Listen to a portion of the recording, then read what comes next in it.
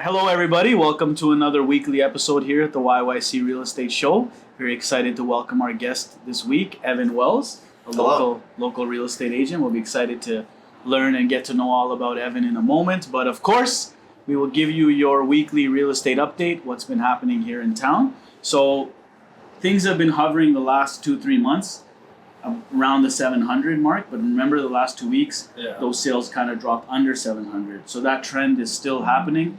In the last 7 days, there has been 683 sales in Calgary in the last week. Highest one was 2.68 million, and the second highest was 2.1 million. The lowest sales in the last week were 145,000 for an apartment in the northeast off Edmonton Trail, and 148,000 in the northwest in Bowness. Now, how many active listings do we have? So we were talking how a balanced market in Calgary should have 3,500 to 4,000, and we've been in a seller's market for quite some time, as you both are well aware of. So we have currently 2,560 active listings today. Less than last week. Yeah, a little less than last week too. And pending sales right now are 736. So, of course, you all know the interest rates are between 5 and 5.75, so those haven't gone up. So, but who knows, till the end of the year, we might see another increase. So we can touch on that later if we want to. But yeah, so strong seller's market. I was able to put a listing up, got some traction, and really depends on how you list your property. A lot of sellers still want yesterday's price. You know, they still want, well, my neighbor sold 8 months ago, so I want that price. So you have to educate them. Everyone has to understand your home is only worth what somebody's willing to pay for it today.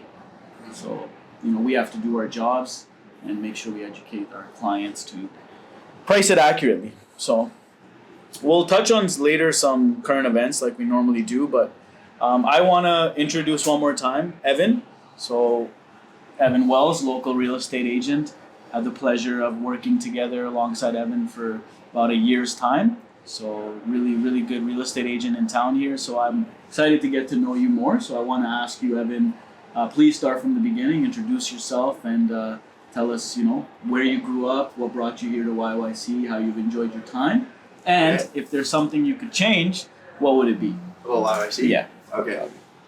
Well, yeah, my name is Evan Wells. I was born in Calgary, Southeast Calgary, and I don't think I ever left Southeast Calgary until I was like 18 or 19 or something. I had a lot of work experience from when I was 14. I was always in some sort of sales, and then I went on to, I wanted to be a cop like my whole life, so I went into a career path that I thought could support that a little bit better. I could see you being a cop. Yeah. So I went into the armored car business for a little over a year as well, transporting money back and forth across the city. Garda? Yep. Yeah, and then when I decided that maybe I didn't want to be a cop anymore, I left Garda to go into sales again. So I went to Henninger Toyota for like 3 months before COVID, and they had this crazy 3-month like sales training where they like don't even let you hit the floor for like 3 months. Wow. And So you're training for 3 months? Yeah, I graduated the day before I got laid off because of COVID. They kept one sales guy on through that whole thing.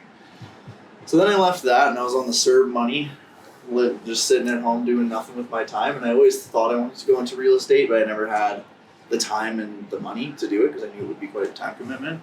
But then all of a sudden I found myself with both of those things, the time and the money. So at that time it was all online, even the tests. So I banged out that whole course over like 3 months, maybe 2 or 3 months. And that was it. I started my real estate career like right in the shutdown of COVID. So when was that? Do you remember when you officially got licensed? It would be like, well, it would have been like 2020, like late 2020 probably. So probably like 3 years almost. Just when everyone was warning you, oh, but it's COVID. Oh yeah. And then next thing you know, yeah, they're like calling you 2 months later. You must be rich. Yeah, exactly. Yeah. Nobody. So how was your experience as a brand new agent? Tell me about your first deals, and did you reach out to your sphere like all of us agents do when we first get licensed? We reach out to our sphere first. So talk to me about if you remember your first few deals. Yeah, I mean, when I joined, I didn't really have nobody in my life was in real estate, so I had no idea what I was going to get into. I got licensed, I joined a brokerage, and then like the classic story, when you join a brokerage in real estate, they kind of give you a handshake and a business card template and tell you to go sell some houses, right? So I didn't really have any idea what I was doing. The first listing I got was from my first transaction I got was in Raymond by Lethbridge. Yeah? It was a $124,000 detached home in Raymond. So it was like Dollar goes a long way in a small town. Yeah, exactly. But my very first listing, right in the shutdown of COVID, I was like driving back and forth from like Raymond a few times for pictures and measurements. And how long is the drive? 2 hours plus, probably. Crazy. Like 2.5 hours ish. Yeah. But you take what you can get. Well, of course. I mean, Yeah. it's nature of the beast here. You know, Yeah. like some clients you spend a weekend with, you get the same amount of money versus a client I've spent 2 months showing, and I know. just imagine the kilometers in time, right? Yeah, and that was interesting because that's a very, very small town, and it's a very old demographic there.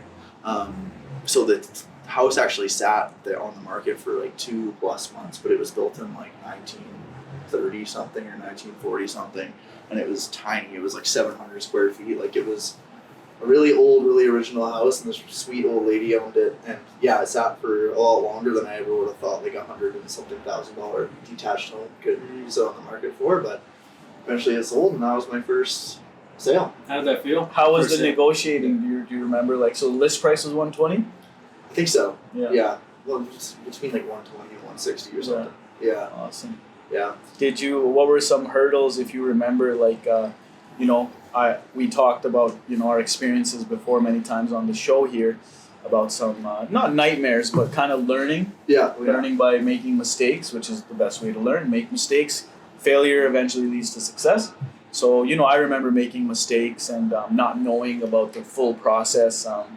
I knew about condo ownership, but I wasn't aware of the agricultural sector, detached sector, things to look out for and worry about. So I would just learn the hard way. So do you remember your first few deals, like maybe learning, oh shoot, I didn't know about that, and home inspections, and like talking to your buyer about the results of a home inspection? Yeah, I think luckily I didn't really have any mistakes that were too crucial. With every aspect of my business, I jump into it kind of head first, and I think that confidence goes a long way. Because if you're willing to learn what to do, it doesn't matter if you're selling acreages or $1 million houses or condos, whatever. It's you have to learn it eventually anyway. So I kind of just dove into that with very little guidance, no guidance from anybody directly, and then just started asking my broker kind of questions as it went along.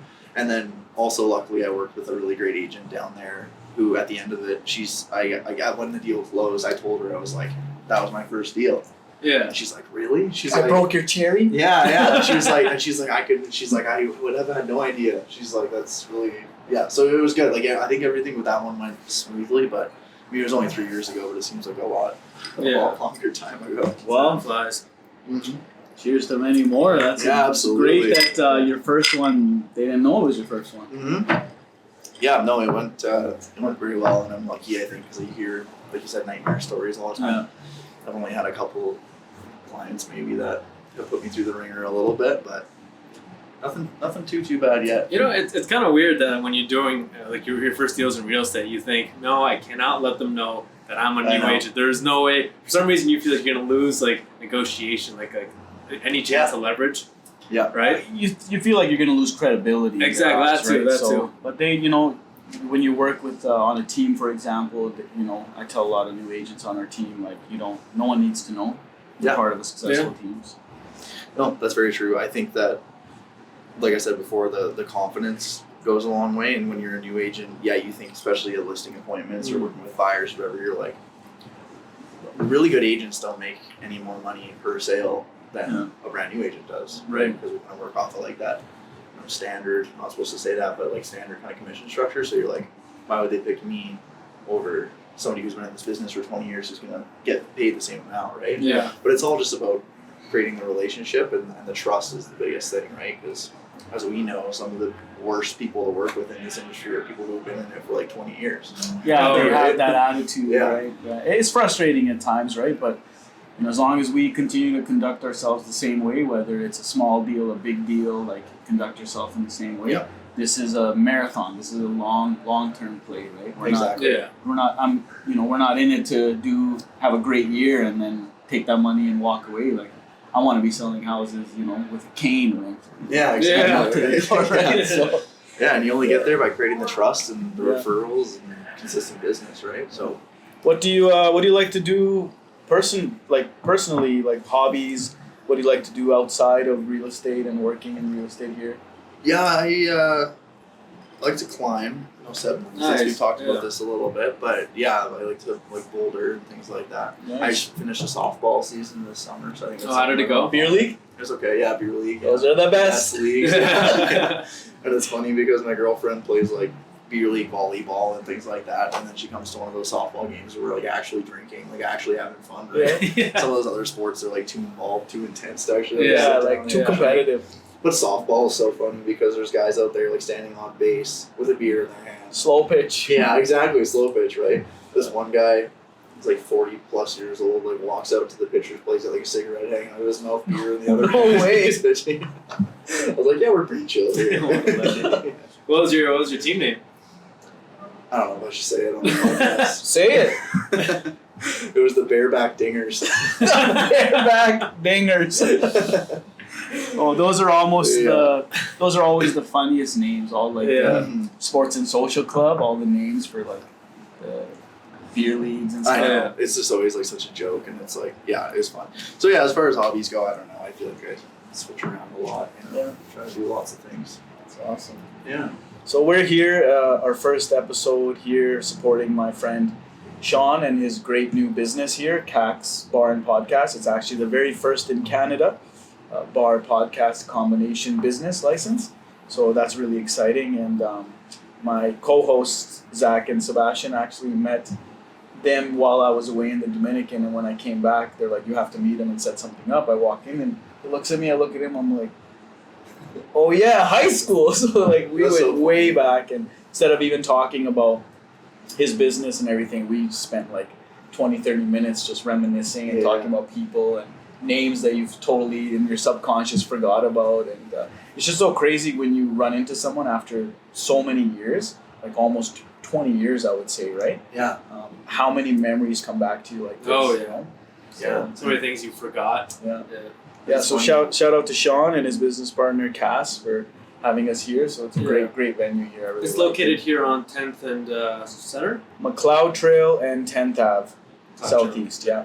Yeah. So down the street from like Kraft and Greta and close to Cowboys. So right in the Great middle. spot. So nice spot. Yeah, that's very cool. So if you haven't been, I encourage everyone to come check it out here.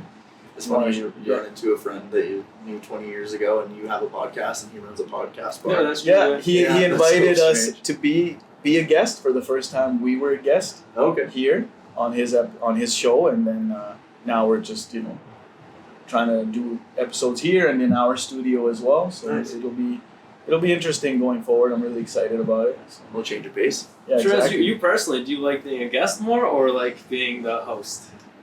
I always wanted to be a host, so Yeah. I do like being a host for sure. Yeah. But being a guest, that was the first time ever, and it was a little change of pace. Yeah, definitely. Cool change of pace, yeah. But I do like being a host for sure. Yeah. Pretty good at it. Yeah. Yeah. Sometimes it's all learning. Everything's learning. Right? Yeah, exactly. But I'm sure all of us hear this. When we're dealing with new clients and buyers, they're always saying, well, what's going to happen to the market? No one can predict tomorrow, so it's hard for us to talk about the market. Yeah. But the real big elephant in our real estate industry right now is mortgages. Everyone coming up for their renewals. What's going to happen? So Kreb did release a little article that I posted and stuff. So it was like how to try to navigate the mortgage meltdown is what they're calling it. Great. So they gave 5 tips. So I'll just quickly tell everyone out there. So number 1, know your property type's impact. So different property types come with different lending rules. Not everybody knows that, right? So make sure it's different when you're buying a condo, a townhouse, a detached, an acreage. So that will affect your mortgage rate, your mortgage approval process. Mhm. So know your property type's impact, okay? Uncover unique property features. Sometimes it can help you. Sometimes a mortgage and a lender might not like the uniqueness of a property. Might be hard for them to sell. They only care about risk, right? They're lending their money to you, so they want to make sure their risk is low. So, and stick to your pre-approval range. If you go over it, you have to come up with that in cash. So get your pre-approval. It's good for 60 days. Some lenders will give it to you for 90 days, and just stick within those means, right? A lot of times my buyers, it's up to them. But a lot of times they don't even go. They get a 500,000 pre-approval, but they'll buy something 480, 475, right? Gives you a Actually, lot of buying power. And I believe some lenders go up to, I think it was 112 or 118 days, like TD Bank. Some, Yeah. right? They all vary. Yeah. So it's really case by case. So just go get a pre-approval from your lender, your bank, and take the necessary steps. Understand all the conditions to finance. So even with the pre-approval, allow a realistic timeline to remove that financial condition. So talk to us, your agent, and we kind of guide everyone anyways. And I actually always like to create a relationship with my client's mortgage broker. So I'm gonna have to receive a waiver from them anyways. They're gonna have to request documents from me. So I get on the phone, introduce myself, and how much time do you need? I'm about to put an offer in versus the other way where we put an offer in, I put 5 business days, and he's like, I need 7, or I only need 3, right? Yeah, exactly. So, and then the biggest one here, a little tip is approach unconditional offers wisely. You know, just because you're pre-approved and you know you're in a good financial situation, know the impact and risk of basically, essentially, it's just your deposit that can be up for risk. Yeah. Right. So be very careful. Make sure you're 110% okay if you're gonna go in unconditional. Yeah. So And when it comes to risk with that too, if you have a long possession period and then you decide to back out, it's not only the deposit that's at risk. You're at it's possible that you could get sued as well. yeah. Breach of contract. Yeah, if the market changes, they could say I lost this much money. And so just keep that in mind. Be safe. Work well with your mortgage broker. And yeah. Yeah, we had a huge problem with that. I mean, even now, but I remember like winter of last year when things were pretty crazy. I'd like show up to showings, and it would be like 8 o'clock at night, winter, -30, and there would be a lineup of like 20 agents outside houses Wow. to see them, and we had a huge problem with people submitting unconditional offers with really long deposit dates. And Oh, they were like and they time were for them using to that. Yeah, give and the they- deposit. Exactly, and they were using that essentially as a condition date. So for the first like couple of months of that, before anybody kind of like, before it became kind of a reoccurring thing, that would happen. People would put in this incredible offer, unconditional offer, with like a 7 or 10 day deposit thing with some excuse like, oh, you know, buyer's out of town, whatever, and then they would use that for financing. And then if they couldn't get the financing, they would just never submit the deposit. Right, and that became a huge problem. So then we obviously started to tighten up What deposits because usually that should only take a couple days. what happens in that case? In that case, like, are they still supposed to give the deposit? Like, or since they didn't give the deposit, the contract wasn't really completed. It's only Just falls whatever's written in the contract for when they have to submit it. Now, if they lapse or don't give it by that time, the contract's dead. Oh, Right, okay. Completely Oh, dead. okay. They have to do a new contract. Which isn't like a huge deal, except for when you're in that, like as a seller, when you're in that Yeah. competing offer scenario, and then you have all this attention and all these people seeing it, you get this incredible offer, and they just ghost you when it comes to giving the deposit, right? Because then you're starting back at square one, which is kind of annoying, Yeah, right? for sure. Yeah. So surprisingly enough, I was, reading, current events. We talk about some current events, YYC, Alberta for that matter. So it's good news for us all. But, the Alberta government says it's on track for a 2.4 billion surplus by the end of the Yeah. fiscal year. Saw that. Despite the lower oil prices, wildfires that have been happening, it's really good. Which is why, no surprise, there's so much record-breaking migration here. Yes. Yeah. That's what's affecting our business. Majority of our deals are Ontario, BC, Yeah. and that's the reason, right? So I saw a clip the other day of somebody posted on social media here in Calgary, a downtown apartment building, that the third wave of at least a dozen people for a rental I saw apartment, that. right? Yeah. I saw that. So any of my investors out there, if you're interested in getting in the market, don't let the high interest rates scare you. Like, rental market here is really insane. So Yes. shout out to Mr. Airbnb, who I met the other day at a seminar. He put a seminar on. So I do Airbnbs, and that I think is going to skyrocket as well. Yeah. Due to this, absolutely. people coming here, looking to get settled here, but they need a temporary accommodation. They'll book 2 months, they'll book a month. So I think that for anyone considering it, reach out to us or me or whoever on our show here, and we'll walk you through it. You know, Yeah. I speak firsthand from being an Airbnb host. It's the way of the future. I gave up long-term being a landlord, long-term lease a long time ago. I swore off that I would never be a landlord again until I stayed at an Airbnb about 4 or 5 years ago. And I was like, what the heck is this? And I came back into town here and I bought a couple townhouses that I Airbnb, apartment, and then property in the Dominican, which is going to be solely Airbnb as well. That's incredible. You know what's crazy? When I was looking at to rent a property a few months ago, we were like, and the market was crazy. You couldn't really. And then I did the same thing. I went to go see a property. There's 20 other people looking at it. Yeah. And then the next one, it was 10 other people. It was still a lot of people for one showing, right? And it was just getting so difficult that we were like, oh, we just need more time. So we even looked at Airbnbs to rent one for a few months, and it wasn't unreasonable, Really? which is nuts, right? Because Yeah. you think the daily rate of an Airbnb is way more than a rent, right? But when you get like a month or 2 months or 3 months, you get enough of a discount where it's not too unreasonable. Yeah, so, you know, Yeah. it's up to each host. It's up to you completely. Yeah. Airbnb, the algorithm, the AI of Airbnb will recommend what discount you should give. So there's a nightly rate all properties have that I have as well.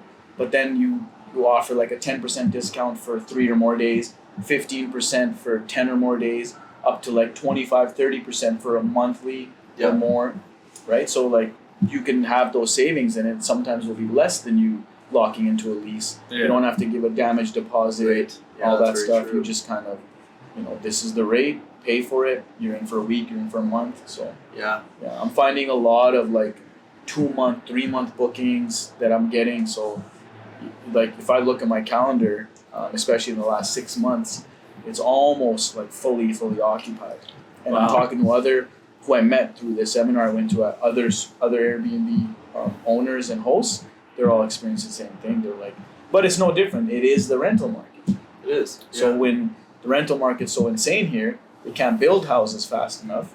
The migration here is insane, and that all triggers down and trickles down into the rental market. So And yeah, you're targeting a whole different audience of. You're targeting the same people, and you're targeting different people because obviously Airbnb started as like the vacation home type of thing. Yeah. Like alternative to hotels. Yeah. But now with the longer term stuff, you're targeting people that are like relocating for work and like need like that 2 or 3 months to like find a home or something like People that. So remote working. it is or really whatnot. So it is really interesting how Airbnb has come that way, right? Like it's nice because people have another option now instead of like before it would have been a hotel, yeah, right? exactly. Yeah, so it's nice.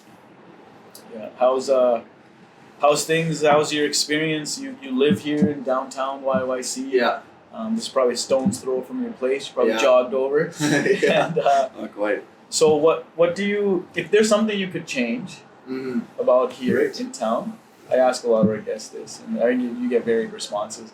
But if you could change something, what would you change here? What don't you like here? I don't know. Like I grew up in suburban neighborhoods, like Chaparral. I grew up in the southeast, and then I moved around like Copperfield and Legacy and all those types of places. I moved downtown just on a year lease, just kind of out of opportunity, and it's an entirely different experience. That's for sure. Growing up in the suburban areas, I never really thought I lived downtown just because it's so different. Like the people and that kind of stuff. Yeah. I was surprised when I moved here how like similar it is in a way, right? Like even with like the increase in, certain types of people walking around, right? Like the danger risks. aspect, Yeah. risk, right? It's not as much as The addicts, it's not we can as talk much as about I- it. It's out there. Exactly, You know? yeah. It's not as much as I thought. And then my building especially is like off of downtown, just like the slightest bit, so it's a little bit quieter. So I think that's like a good balance. But I don't know what I would change. Like that's a really tough question. What we hear a lot is public transportation. Yeah. We need to be like a Toronto, Vancouver. We need to have like better and more frequent train, and I know Yeah. they are tearing down Eau Claire Market to have a train station The there. Green Line, right? Yeah. Yes. So that's happening. It's going to be happening for Yeah. over the next 3 years. So people say that, and then That actually surprises me because I had a buddy that was trying to rent or lease a commercial spot, and then I heard that they were only leasing for like 6-8 months, and I was like, they're definitely going to tear that thing down. I thought it was going to be a big old apartment building. no, That was my The guess. Eau Claire Market. Yeah, Yeah. yeah. But train station, excellent. yeah. Yeah. Yeah. Yes, I don't know what I would change exactly. I like Calgary a lot. Like I've lived here Me my too, whole yeah. life, and I never, like as a kid, you always think that you'll never stay. Yeah. But then when you start to travel and see other cities, like Calgary, up until this last year, if you Googled the cleanest city in the world, it was Calgary, Alberta. Yeah, we talked about it. Yeah, One of our clips talks about Yeah, it. exactly, right? Once Like once it's- upon a time, we were number one. I Yeah. think Curly were like third or I fourth. think Yeah. we ranked 7 last time we checked. Yeah. And the thing is, I saw on Instagram that said that Calgary was the number 1 most drivable city in I the world. posted right that. I saw that. Yeah. I Yeah. posted that. Yeah. Yeah. It was actually on Urba, and I shared it and tagged Urba. They shared that Calgary right now is number 1, and number 2 is Dubai. Yeah. So Yeah. number 1, and then so Like many people hit my DMs. They're like, "I call bullshit. Yeah. Traffic all the time. People cutting me off." But Yeah. but if you go to like a Vancouver or a Toronto or Los Angeles, New York, like those other major city centers, which obviously are a lot bigger than Calgary, Yeah. but like you notice things like garbage and Yeah. traffic and like just the overall and like even like road quality. Like Calgary, when you grow up here, you're like you see that stat and you're like, yeah, right, Yeah. like cleanest city in the world, yeah, right. Yeah. But then when you go other places, you really do Like, realize. oh yeah, we are clean. Yeah, you walk yeah. through New York or Los Angeles and there's garbage everywhere. Well, look, this is heart of downtown. Yeah. And we're looking outside. Yeah. I don't see a single piece of garbage. Mhm. Not a gum wrapper, nothing. I know. Not a beer bottle. Yeah, and that's why Calgary is among the cities that people travel from around the world to Yeah. live in. It's such a strange. Well, it's such a great location. I mean, you don't know what to do? I honestly think Calgary, even though with all the migration, it's still a hidden gem of Canada. Yeah. Because when people hear when I go to Mexico and I talk to people about Canada, they're like, "Oh yeah, I've been to Drake, Toronto. Vancouver, Quebec. That's all I I've hear. been to Toronto, right?" But not many people say Calgary, right? So I do think it's still a hidden gem as far as like international goes. I think so too. Yeah. Yeah. So, one thing I want us to change, and we are doing some construction, and I hope it goes well, event center. So we're losing all of our big artists and concerts and stuff to Edmonton. So there's one thing we should think about, and if I could change, I'd be like, yeah, I want us to have a better venue for events and have better artists show up here. Because a lot of my friends, myself included, if there's somebody I want to see or a big event, a show, a fight, something like that, you got to drive to Edmonton to go see it. You're not coming here, right? So, and then I do hope the Flames finally change the Saddle Dome and renovate it or change. So that'll help out a lot too. Yeah. Yeah. Are they going forward with that project? We talked about it on one of the shows, and They at that should. time they said they got the green light finally, but that's the Yeah, third okay. time they said they got I the know. green light. Yeah, it always seems to start and stop. Yeah. It was the same with the Keystone pipeline too, Yeah. right? Start, stop. Yeah. So who knows what happens in the background? When you go to the lake you like going to is Kukanusa, right? Yeah. Yeah. When Yeah. I went there early August, and the amount of like land development that's happening. Yeah, I know. What did you feel about that? Were you in Kukanusa Village? I was close to or was it Pembroke? Cranbrook, right? I think so. I was close to there. Maybe I wasn't Kukanusa. Yeah, Village. yeah. That was my first time there, but the amount This of guy's a gangster. You went to Cranbrook. Yeah, right. No, I went to and then you see all this development and all these like sold signs. I know, sold signs. I was dude. like, Yeah, this so, seems like a good Like opportunity. Kukanusa Village, like there's a lot of those RV parks around there. Yeah. Which is what my girlfriend's family owns. And they're like one of them is like more kind of like camping, but you say that very lightly because it's RV lots that have like full service water and like sewage and all that stuff's all taken care of. And the beaches there are like incredible. Like I'm sure you Yeah. saw like there's like white sand beaches at Kukanusa, which is Crazy. just insane. And the water's so clean because that lake drains and fills every year because it's the dams in the States and Yeah. they like lift it in the summer. Sweet. But yeah, so then Kukanusa Village pops up and there's these developers there that are putting up like $5 million lake houses, Wow. like things that you see usually like on like the Okanagan, like in Kelowna, Yeah. like just these massive like modern houses, and they're just like popping up on Lake Kookanusa and Kookanusa Village, but it's so far away from anything. Like you're probably at 45 minutes to an hour out of like Fernie, but it's middle of nowhere, and people are buying these $4 million houses. That's And crazy. I'm like, how do I get involved in that? 'Cause Yeah. if I Yes. get involved in that market, I'm gone. Yeah, I'm gone. Yeah, exactly. For sure, exactly. because one of those deals is like us doing a dozen deals. I know. Yeah. Yeah, and if you could be sitting there Like, on your On the lake. $250,000 surfboat, Yeah. yeah. selling like you're working at the same You don't time. even need a Let's- car, right? let's- You get those Let's Let's speed drive. rides. Let's drive to the Exactly. house on the boat, right? Yeah, Yeah. right. That's a Do- great do your lifestyle. showings from the boat. Yeah. Sure. And Yeah. it's because Kookanusa, I went to one of those trailer where they have all the trailer Yeah. homes, right?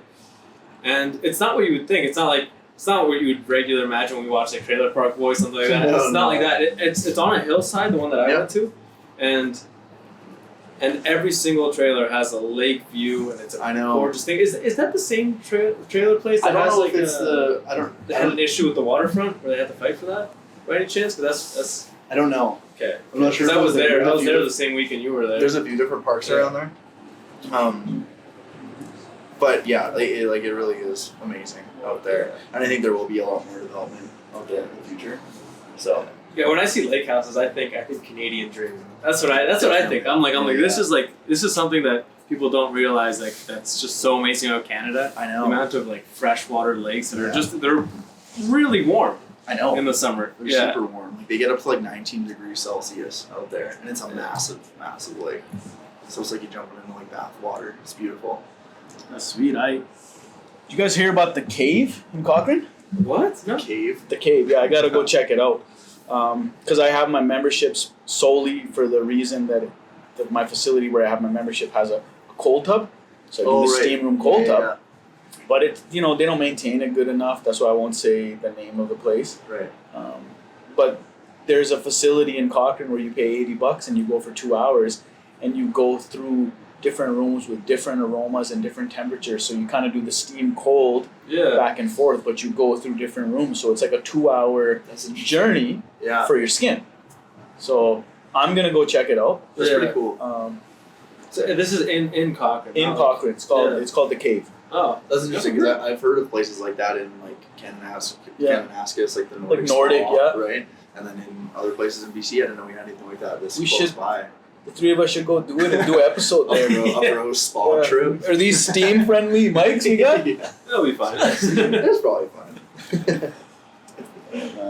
That reminds me of like this funny, that funny Friends episode where Chandler goes in the steam room and can't see anything and like sits in his father-in-law's lap. Whoa! Nightmare. So your future in-laws own that campground out there. They do, yeah. They own Nice. 2 of them out there, and then they're pretty incredible people. Like they own. Tie the knot now, man. Get Yeah, I know. Yeah, they started. Lexi. Yeah. She'll love that she was shouted out on here. yeah, shout out to Lexi. Exactly. shout out to Lexi. Evans, better half. Yeah. But they started like from nothing essentially, and they bought this one, Sandy Shores in Kookanusa, Madeira and Kookanusa, and they built Sandy Shores as well. And Madeira is like the park model one, so people Mhm. buy these like modular homes there. They're like $200,000 or something like that, and then you pay obviously a certain amount for the lot, and they're just like gorgeous. Like they can only be a certain square footage, but they build these massive decks around them. And so all of a sudden you just have like these, like nice string lights and stuff. Like it's really, really beautiful, kind of like cabin in the woods feeling. Yeah. And then Cabin in the Woods. Isn't that a yeah. horror movie? Well, no, not that, not the horror movie reference, obviously, but like just The feeling of Yeah, a the nice feeling. cabin in the woods. Yeah. Yeah, not good. And then Sandy's like kind of the, like I said, like kind of the more camping style. Yeah. And then they like replicated that a couple more times in a couple different projects, and I'm Wow. actually talking with like Lexi's grandfather, the owner, about maybe doing something at one of their projects here in Alberta for another like titled land Mhm. campground where they built these modular homes. Yeah. Where there could be some lots there to kind of like get involved in and kind of expand You know- the business that way, which would be kind of cool. I was talking to one of my clients about that, we were talking about the housing crisis and how we can't keep up to the demand of how many homes we need to build here. Yeah. So we were talking about that and how other nations around the world are really streamlining and kind of like assembly line building these really small kind of built homes. Yeah. Really small, right? Like A-frame or so I'm just wondering if that maybe they'll make like a little village and in 2 months if they have them already made, it's like, well, here's 1,000 houses, right? Yeah, I mean, like I'll have more to say about it. Like it's very, very early stages now, but I'll have more to say about it kind of when things start falling into place. Yeah. But it could be a very real solution to a housing problem, Right. because even at 900 square feet, these houses, like you can do like a 1 bedroom or a 2 bedroom Yeah. with like a kitchen and slash flex area, like kitchen slash living room. Yeah. And it's a pretty decent living space. Like it's not like tiny home where you Yeah. like where you have everything that's like serves multiple purposes and stuff. It's still like still like an apartment basically. Well, you Right. go to Europe and they're like 2-3 people are in such a small place that here we're so spoiled here, like we think, Wow. you know, it's There you so go. crammed here, and it's like Only 1,500 square their feet. their whole mentality is like you're just there to sleep.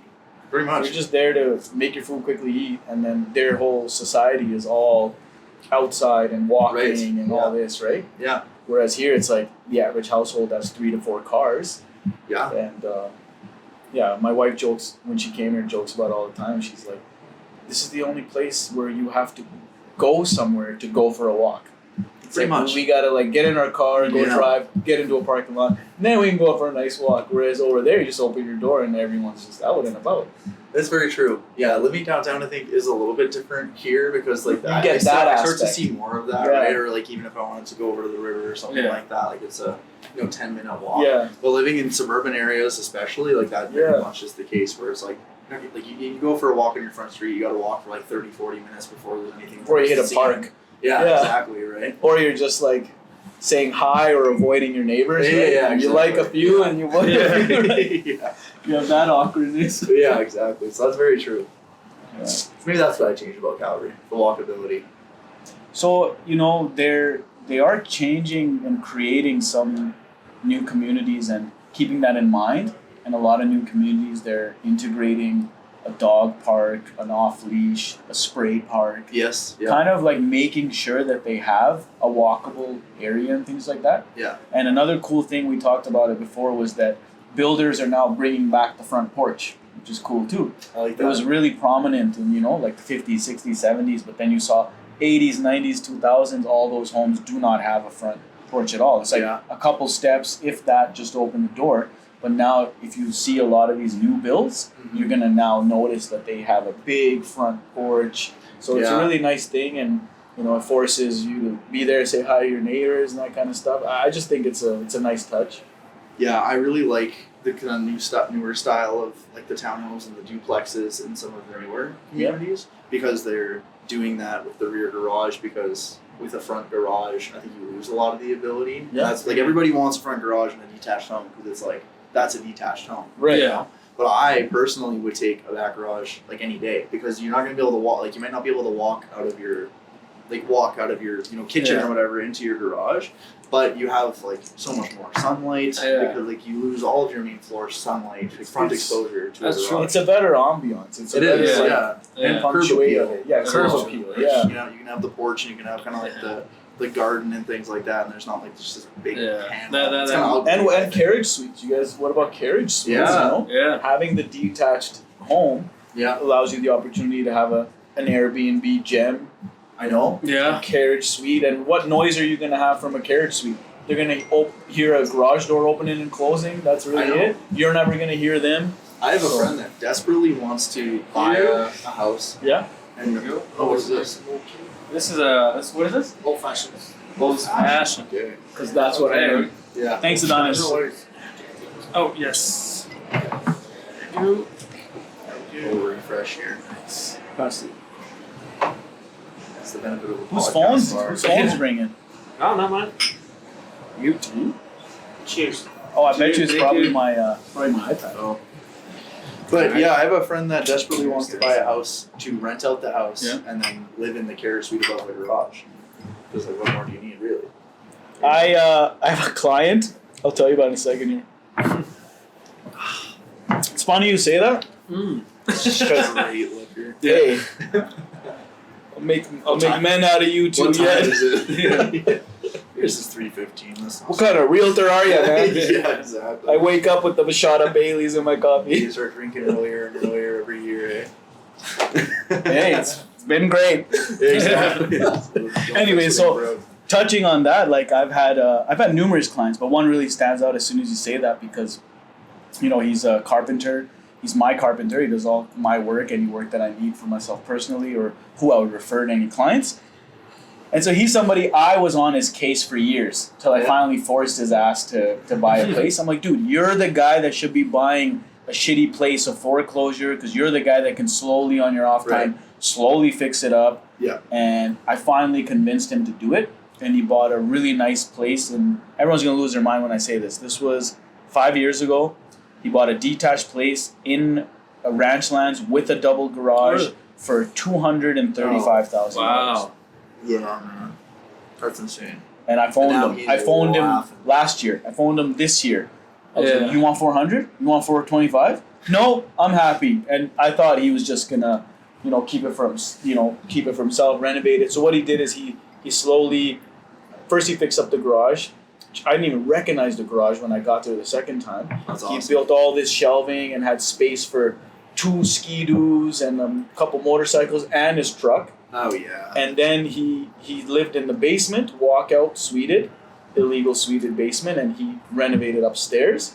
And then he moved upstairs, renovated downstairs, Right. and no one was in there. And then next thing you know, he stopped parking his truck. He sold a couple of his toys, and then he rented the garage monthly to an electrician. Oh nice. And then he lived in the basement and got everything A to Z covered by renting upstairs.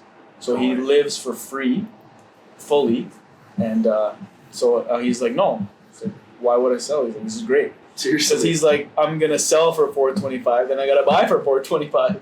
Yeah. Or more. Yeah.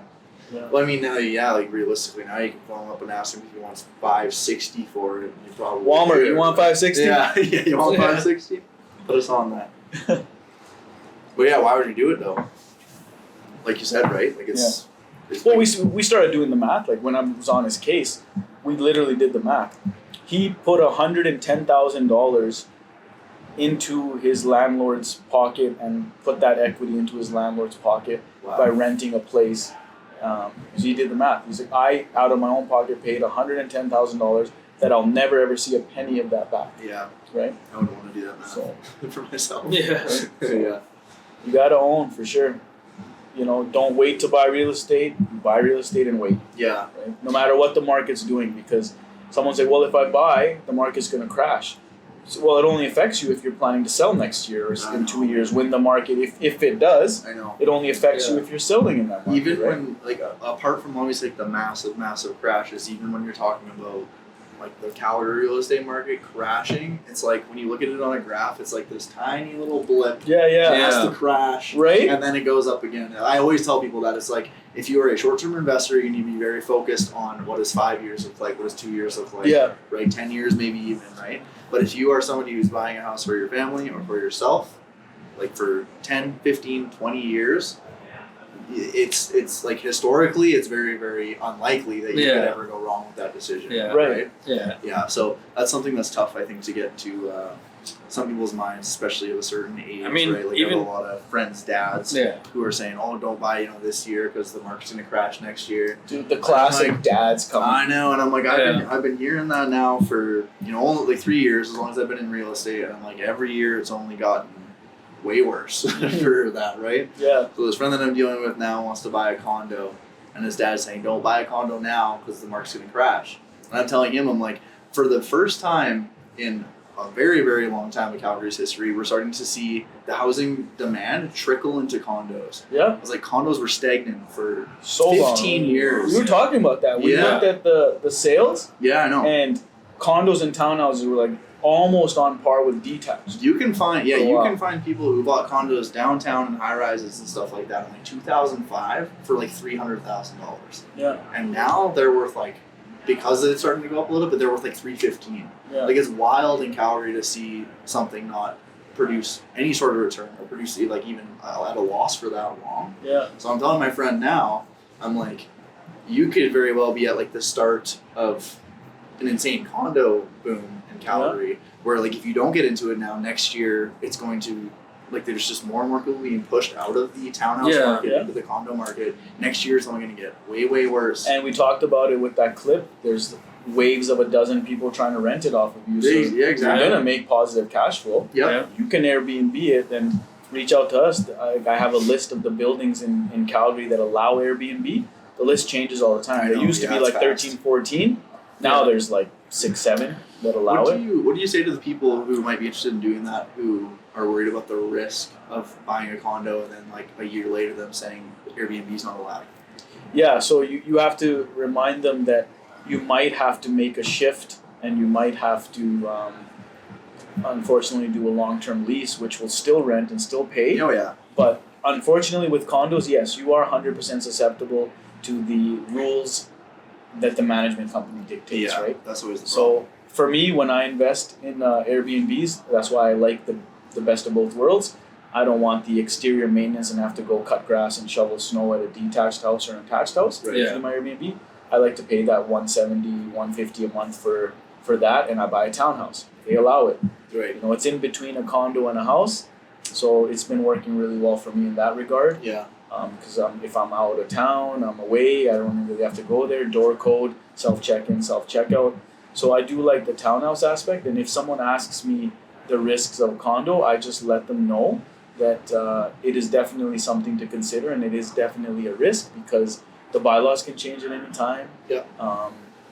They can change their rules, and then unfortunately that's what you have to abide by, right? Mm-hmm. So now you have to be careful and read what they say in their bylaws too, because what do they say for short term? Do they say 30 days is short term? Because then you could still do Airbnb. You just have to put on there a minimum of a 31 day, 32 day rental, right? Like solely target that audience. Yeah. Yeah. And get someone that's here for a 2-month contract for work Yeah. or something like that, right? But you'll get less bookings, right? You'll have to maybe like go a month and not have a booking. But then there's alternative ways you can utilize that space too, right? Like there's no rule I can't get someone to pay me to host an event there or something like that, right? Like I'm not renting it short term. There's not someone, staying there like that. There's really creative ways nowadays I'm finding and I'm seeing my clients do to get money out of a property, right? It's really eye-opening, right? But I like that some of the builders are now starting to see that it's a huge value add for people to have it Airbnb-able, right? Yeah. And a lot of new builds are completely Airbnb-able, but yeah, they can still change. They can still change. The condo board might change, and they might change the bylaws, but I do like that they are kind of. That's why Airbnb, like if you can, you buy a detached, attached, or a townhouse. Right? Yeah. I can see that. And plus, with Airbnb, it's all about how many you can sleep. Right? Like if you want an apartment for Airbnb, it's like, well, really, do you? Because it's a 1-bed. You sleep someone or 2 people in the bedroom and maybe one on the couch. So for the family, you buy a Murphy bed. So for the family who's traveling, it's out. Exactly. Yeah. Right. So true. the more rooms and the more you can sleep, the better. The more bedrooms, the better. For Airbnb purposes specifically, it's like you almost don't care if it's in a bit of a shittier area, but if you show that you can sleep 8, it's gonna get booked. Yeah. That's very true. For Calgary, what do you say about? Because when I think, and I'm inexperienced in Airbnbs, but when I think Airbnb, I'm thinking it has to be something close to downtown. It has to be close to transit. Well, what's your opinion on that? No, it doesn't. If you're in town, people will look online and they'll search their criteria, max amount per month. They'll look on the map. And Calgary, like if you're coming here, either you're gonna Uber or rent a car. Like don't let that deter you. Okay. Like, mine I bought close to the airport, brand new Northwest, right? And they do really well. Yeah. Just as well as anything close to downtown, right? Yeah. Which would surprise me, right? Because It you think it's not like this is not like surprised me, but me, I'm just like, I know I make less, or I was until the last year, make less than a long-term lease, but I'm like, I will take less for that less risk. They don't have more rights than I do with the Right. long-term lease, right? They're not damaging my place. I can, basically it's like I've went through a few nightmares of tenants, Yeah. right? Yeah. Where it's like, I can't even go in there. I got to put a notice on the door. I got to I know. I'm going to come in 24 Yeah, hours. and then I think the problem with tenants as well is they have so much time to screw stuff up. Yeah. Right? Yeah. Where it's like, even if you have a bad Airbnb experience, like a bunch of guys come here for like a weekend or whatever, So I'll talk it's about like, that. oh, like mess. Yeah. Like whatever. I'll talk Yeah. about that, okay? I'll Yeah. let everyone out there know how great Airbnb is, okay? I'll tell you guys a This is just a big true story. advertisement for Airbnb, Yeah. by the It way. is. Can we get They sponsored? better pay me or Yeah. something. We better right? get sponsored. Seriously, they better pay We me need for some this. t-shirts or something. Yeah. For sure, right? So I had literally only 3 bad experiences in like all these years. So I'll talk to you about one of them. So I don't allow parties, right? Right. Oh, you're I one of say those on there guys. it's a stipulation. lame. I am one of those guys, right? Yeah. They can have it, Wow. but you want to put it in there, right? Within reason. Because like if they're like honest, decent, not degenerates about it, I won't even know, right? Yeah. If I don't get a complaint or I don't see damage, no harm, no foul, right? Yeah. You respected my place. Okay, maybe you had a party, but Do you because you have were good. one of those sound detectors in the Airbnb? No, I didn't go to that extent, Yeah. right? So here's what happened, right? So I went in there after they checked out, and the place smelled like a brewery.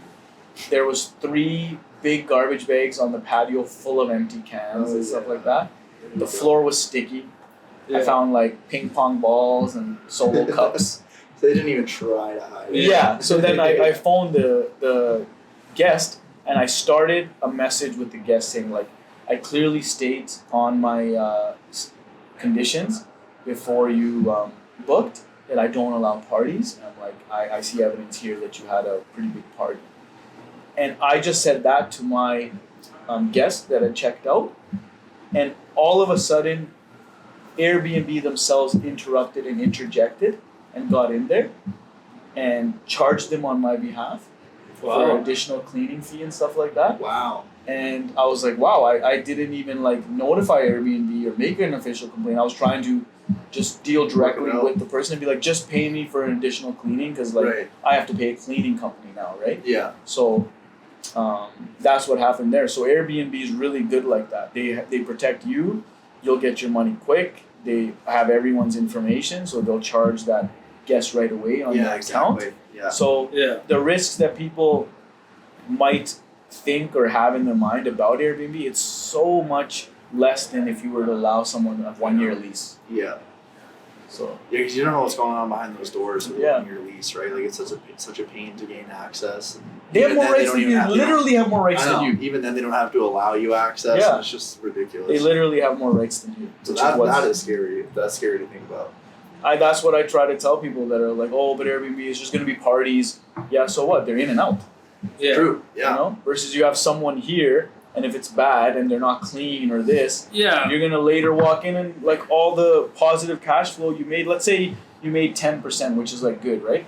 That's all That's it's gone if at the end, and it happened to me, if at the end I got to change the carpet, Yes. I got to Yeah. repaint, Yeah. right? So what was the point? I know. Yeah. So So sorry. Go ahead. No, I was gonna say like with long-term rentals, it's like if you need to get money from that tenant, what are you gonna do? Take them to small claims court? Yeah. Sue them? Exactly. Right? You're going to spend more on processing those applications, and you're never the going to see them. time. Yeah. You're going to You find don't, you them. don't have their credit card number like Airbnb does, Yeah. right? Like that's very Exactly. easy for them Yeah. to It's the penalize that. future. It's all Yeah. set up through an app. Like Yeah. it is the future of rental.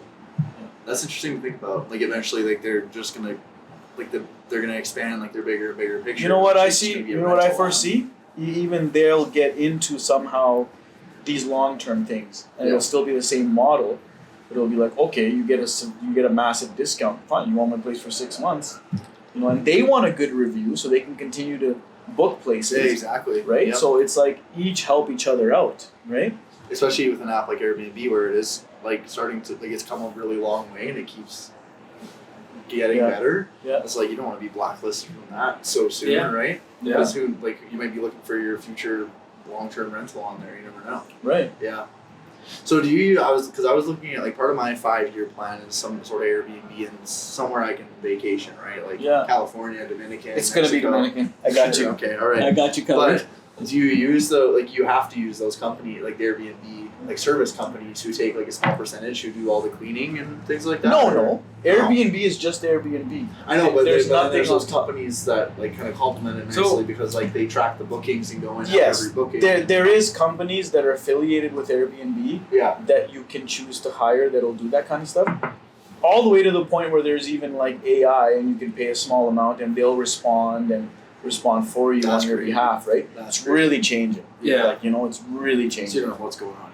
But the really cool thing is too. Exactly. So trust me, it's like it is the future. I'm telling you. But the cool thing is too with those new developments as far as like the Caribbean, because I know like in Merida, Cancun, and Dominican as well, they have concierge service, and even the front desk they have a fee, right? But they will handle your Airbnb for you. They'll clean it for you. I think it's about 10-20% of like the thing, but still you have to. So they're actually incorporating that into the development, like condos. Yeah, exactly. Yeah. So and in the Dominican, why I decided there because I've been all over and seen places and markets all over, and I really saw an opportunity there because what I liked is it's like 80-90% Canadians putting their money there. Yeah. And and everything's Airbnb. Everything there. Every single item there is Airbnb. Even at all the resorts and all that kind of stuff. So they cater to it. Exactly. They have to. And everything's set up there where, it's if you're a citizen there, it is a little bit of like a impoverished country in that aspect.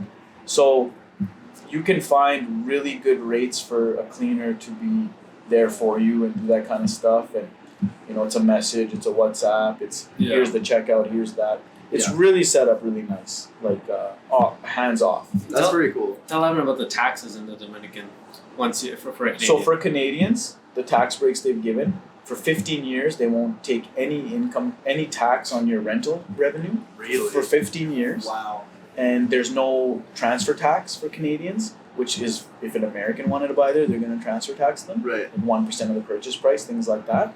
So they've set it up almost as if they're like, we only want Canadians. Yeah. So that's what I see and what I've seen. They like us. Yeah. Who doesn't like us? Yeah. Well, that's true. Right? Yeah. You go travel and it's I remember are you American? No. I remember Canadian, Jim Carrey was on like Jay Leno, and he was just like, when he first was getting famous, he's famous Canadian like actor, right? So they're like, so why are Canadians all so nice? And he's like, well, it's easy for us to be nice. We have free healthcare. It's like it's easy for us to be nice. It's like you guys, you break your arm and you gotta sell your car or take a second mortgage on your house. That's true. That's true. Like so many people in the States are one hospital visit away from being dead broke and homeless. Yeah. Yeah, I broke my arm last year, and it was like hospital for like a combined, I think, like 4 or 5 days. By the time I like went in for it, and then had to like wait a couple days for surgery and all this type of stuff, and then recover from surgery. Yeah. That would have been like thousands and thousands of dollars if I was. Yeah, I'm gonna be honest, man. Your arm breaking story is slightly traumatizing. Yeah. Tell us about that, please. I broke my arm wrestling at Jeez. a very popular venue here in Calgary. Like, can you share the venue or you don't want to share? Yeah, I'll share it. It was Cold Garden.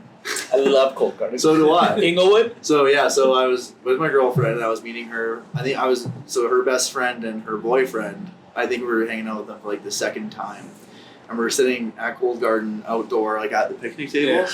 And Lexi and her friend, they were like, oh, like we should arm wrestle. And they were on the same side of the table. So it was like this, right? Yeah. And then I said to her boyfriend, I was like, well, like get the video camera out because like this is how people break their arms because you see those videos all the time where like the power of the tongue. The person wins and it goes off the table and they break the arm, right? And he kind of laughed, whatever, and then he's like, you want to arm wrestle? And I was like, yeah, for sure. So he goes to the opposite side of the table, or he was on the opposite side of the table, and then we were arm wrestling and we were just like stuck in the middle, and then it just broke. Like my humerus, it was a spiral fracture in my humerus. We're stuck in the middle there for like 30 seconds, whatever, and just like the loudest like pop, crack, whatever I've ever heard come from my body. And it was weird because like my bicep was still facing in front of me because like that's where it was. Yeah. So it was the weirdest feeling because then it just wasn't like I was looking and it just wasn't there. My arm was just laying on the table. Jeez. And I thought my elbow dislocated because I didn't feel anything at all. Like I heard the pop, but it did not hurt. Yeah, And so register yet. Yeah, so The adrenaline. so I was like, okay, so I told him it's like he hopped up. He's like, oh my god, like what was that? He lost his mind because he felt it. He told already. me later, he's like, I felt that like in my ass, like right? Yeah. And it was just like it was a really funny experience at the time because I told him I was like, okay, maybe like I was like just like casually, nobody really heard it or saw it, so I was just like sitting there like with my arm dangling. I was like, casually go around, ask if there's any nurses or doctors here. Maybe somebody can just like pop this thing back into place. And so like my girlfriend walks around like just asking me like, are you a doctor? Are you a doctor? Are you a doctor? Like hundreds of people at Cold Garden. Nobody was. She comes back, she's like, yeah, no, nobody is. So they called an ambulance, and then like after we realized that wasn't going to show up for a while, they had to like scooter all the way back to East Village because that's where my car was. They got my car, came all the way back, picked me up, drove me all the way to the hospital. About halfway to the hospital was when the pain, like when the shock wore off, When the Yeah. adrenaline pain wore started off. kicking in. Yeah. And with the spiral fracture, it's like your bone like cracks vertically, Oh. like it snaps vertically and like it twists basically, Yeah, yeah. right? And so, I mean, the hospital, like it's a long story, the hospital and everything, but like there was times where like the bone, I could like feel it like jamming because like I was literally holding, like we only have one bone here, so when Yeah. it breaks, you're like hold, like it's just the dead weight of your Yeah. arm. And so yeah, like it would start to bind up, like I could feel the bones like not lining up, and that was the worst pain I've ever been in. Like I almost passed out a whole bunch of times, and I'd have to just basically like wiggle my bicep, like my arm, to try to get it to slip back into place, just so that I could like then hold it normally again, because it would bind up and spasm and stuff, and it was brutal. I don't think I've arm wrestled since you told me that. Oh yeah, So, don't arm wrestle. It's Yeah, not we worth were it. talking about this story So, because sure, you arm had wrestle. all this experience and in Yeah. the hospital. I know, yeah. What was the bill? I Alberta know. Healthcare. Zero. Probably, Zero, right? yeah, exactly. There you Yeah, go. like I didn't even take the ambulance ride, which would have been a bill, but I didn't even end up doing that. You know what's funny about those ambulance rides? It's like, luckily I've never been on one, but like my friends that have been on a few times, it's just like they always force you to take this like stuffed animal. And, okay, sure. And then they put it on the bill for like $100, a little moose, I think they're on commission. little scam, Yeah. little stuffed animal. Yeah, exactly. Yeah, an ambulance ride was like $400. Yeah. In Alberta. Yeah. Man, it's like you hear in the like U.S. hospitals when someone has a baby, it's like the skin cost for you to hold your baby. There's a charge to that. Seriously? Yeah. Yeah, It's that's a fucking scam. horse shit, man. It is. It's a scam. Doesn't make any sense. Yeah. So yeah, that's my arm breaking story anyway. I have That's I have crazy. 2 big plates in there now, like 16 Nasty. Now you're screws. gonna kick some I have- ass in arm Yeah, wrestling. I have The a- plates in there. Yeah, I have literally a foot long scar on my arm. Crazy. Like it's like probably like an 8 or 9 inch scar from like And a almost tattoo over my shoulder over. Everybody says that. Tattoo over it with like the side of a mountain and Yeah. just scaling it. It should be 2 people arm wrestling. That should be Yeah. Actually, yeah, that's what it should You know be. the stupidest question I got asked like 1,000 times when I was in the hospital? The first like nurse came up, whatever, and she's like, "You broke your arm arm wrestling?" And I was like, "Yeah." And she's like, "Well, did you win?" And I was like, "No." I broke my And I arm. was like, "That's a dumb question. Like, she's probably gonna like lose sleep over that because she'll be like, why did I ask that?" But then like every doctor, nurse, everybody who thinks they're like making a joke about it, they'd be like, "Well, did you win?" And I'm like, "No." Yeah, obviously I didn't. How do you win? Like, it doesn't make any sense. Yeah. So, yeah. That's awesome. Only bone I've ever broken. You have any questions for us about the YYC Real Estate Show or anything you want to ask us about it? I don't know, man. How's it going? great. It's going great, Good. you know. Yeah. Having a lot of fun.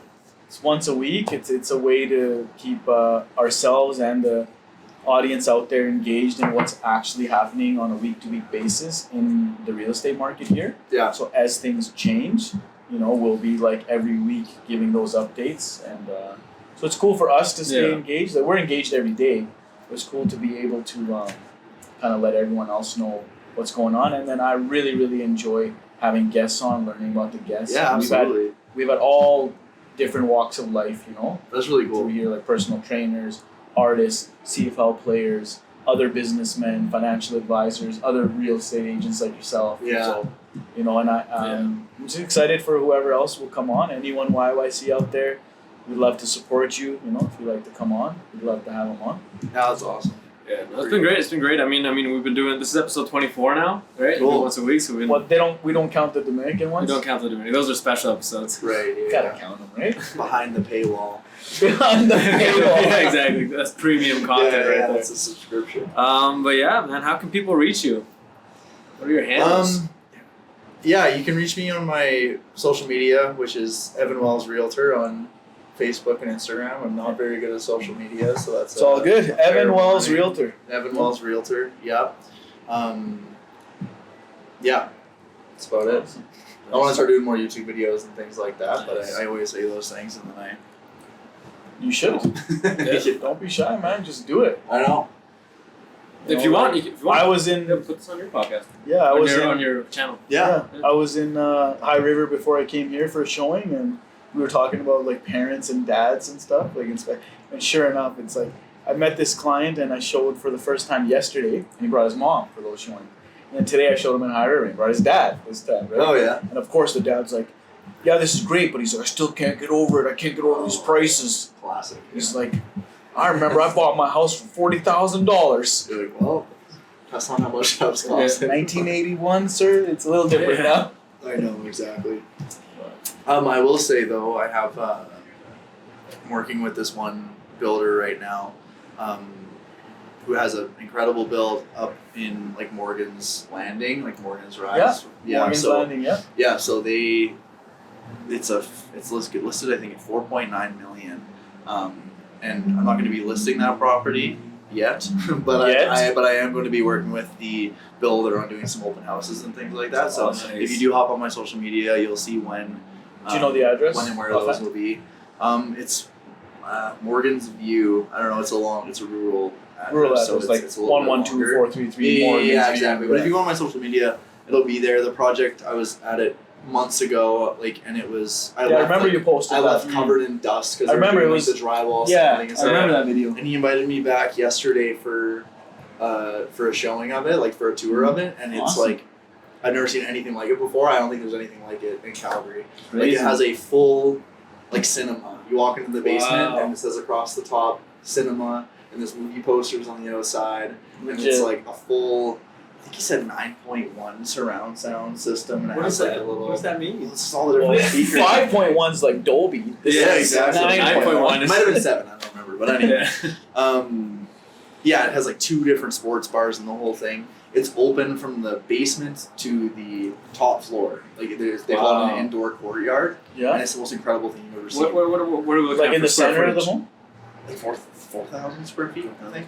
Yeah. Like from the center of the From the staircase? yeah. So like if down you're in the to top? kitchen, if Yeah. you're in the kitchen, you have a sports bar below you and one above you, and if you're on that top floor, there's ceiling to floor windows from the top floor down to the basement, and you can like look down, and it's like a Crazy. 40-foot drop. It's like kind of Crazy. scary to look.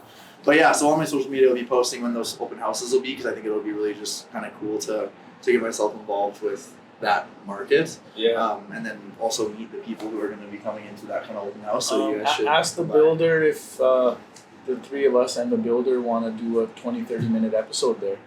Yeah, absolutely. I think that he would. He's a very, very busy Talk guy. about his company and that Yeah. project. Absolutely. Just reach out. We'd love to do it. Okay, sweet. Yeah, that would be good. He's an interesting guy to talk to for sure. Let's do it. Let's do it. But yeah, thank you so much for coming on Yeah, to the thanks podcast. again. Yeah, thanks man. guys. Yeah, I'm Yeah. happy to be here. Thanks so much. Of course, we really appreciate it. Some good conversations, and we'll see everybody next week.